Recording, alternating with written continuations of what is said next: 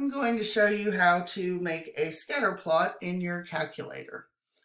So first you need to hit Stat and go to Edit. And I've already put my data in here, but you can pause the video and do that. You want to put the club head speed in list 1. List 1 is where we always put the explanatory variable. And put the distance in list 2. List 2 is always where we put the response variable. Once you've done that, hit second mode to quit out of that menu. Then hit second and straight above it that Y equals key. And you'll see something that says stat plots, and we'll just use number 1, that's fine, so hit enter. Yours will probably be in the off position. If you just arrow over to on and make sure you hit enter so that on stays highlighted to make so that it's chosen, then you can arrow down to type. And we want this first one that looks like a scatter plot with just a bunch of points.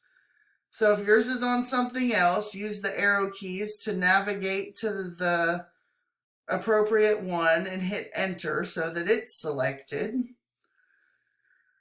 XList is going to be L1. It is always the explanatory variable list. The Y list is going to be L2 because it is always the response variable list. The mark is just what the calculator is going to put on the screen to show you your points. I always use the big square because it's easiest to see. Once you have done this part, then hit second and mode to get out of there. Then you want to go to zoom. It is 2 keys to the right of that Y equal key or straight above the delete key. Click zoom and you want to choose number 9, which says zoom stat. That will just graph an appropriate window to show all our data points. So then hit enter. And now we have a nice graph of our data. Does it look similar to what we have? Well, yeah, pretty much. The only thing is when we did it on paper by hand, we could see what values each point was at. We can't see that now, except for we can, because if we hit the trace key, which is just to the right of the zoom key, you see how there's a little flashing X now on the point when I hover over it? That's good. We can use the right arrow and it will go around to all the different points and tell us what their X and Y coordinates are. X, remember, is the explanatory variable. It is on the horizontal axis. And Y is the response variable. It is on the vertical axis.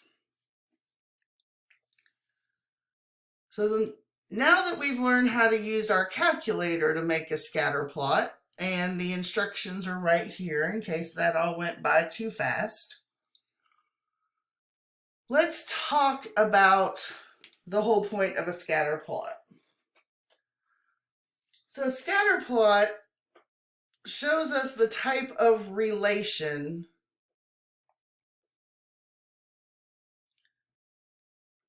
that exists between two variables. When we look at scatter plots, the whole point is to decide whether the diagrams imply a linear relation, a non-linear relation, or no relation at all. So how can we tell? Well, if it looks pretty much like a straight line, then it's linear. So the one on the left here is linear because the data values, our points, are all pretty much, I mean, they're close to a straight line. And since it's increasing, we say it has positive association.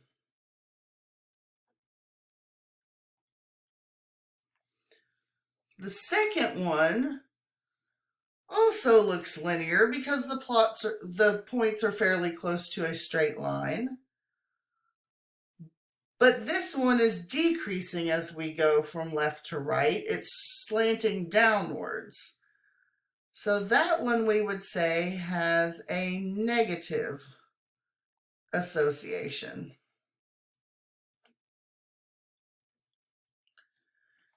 If we look at the third one, there's definitely some kind of pattern here, but it's not a straight line. So this one has a non-linear relation.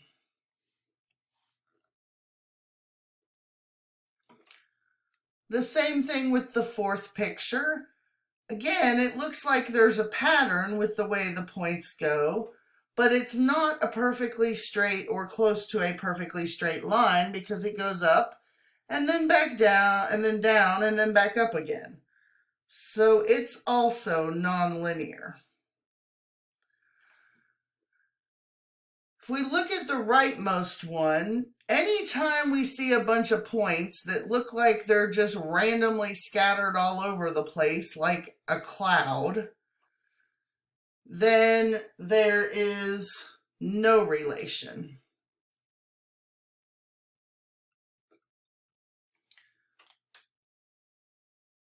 So let's talk about positive and negative associations for a minute. Two variables that are linearly related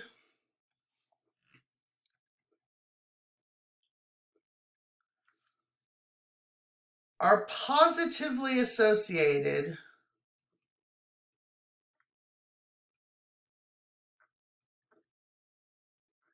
when above average values of one variable are associated with above average values of the other variable. And similarly, below average values of one variable are associated with below average values of the other variable. So two variables are positively associated. This is in plain English now. Whenever the value of one variable increases, the value of the other variable also increases.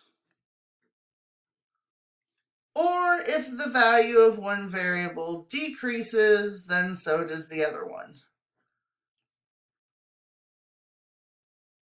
So the point is they both go the same direction. If one's increasing, so does the other. If one's decreasing, so does the other. That's our positive association. And with negative association is when two variables that are linearly related, we say they're negatively associated.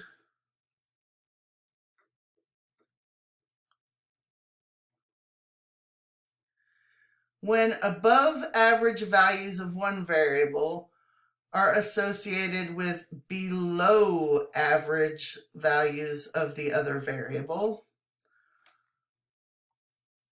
So two variables are negatively associated if whenever the value of one variable increases, the other one decreases. So these go opposite directions from each other when it's negatively associated. So let's go back and look at our scatter plot above and decide whether we think there's a linear relationship between the club head speed and the distance the golf ball travels. And if we think there is it positive or negative? So let's scroll back up here and look at our graph. Don't mind these blue marks. So if we look, it looks pretty much like most of the time when our club head speed gets faster, our distance gets further. There's one little discrepancy right here, and there's another one right here where the club head speed actually got faster from one point to the next, and the distance actually went down a little. That doesn't matter that there are a few points that are out of whack. For the most part, as the club head speed increases, so does the distance. And they're kind of sort of a straight line. So we will say then that there is a linear relation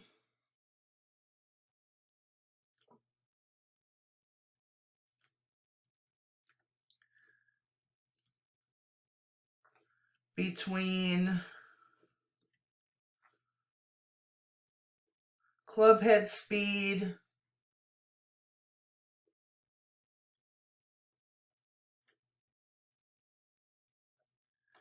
and distance. Moreover,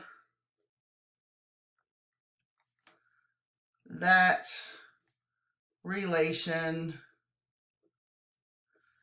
is a positive association. Oops.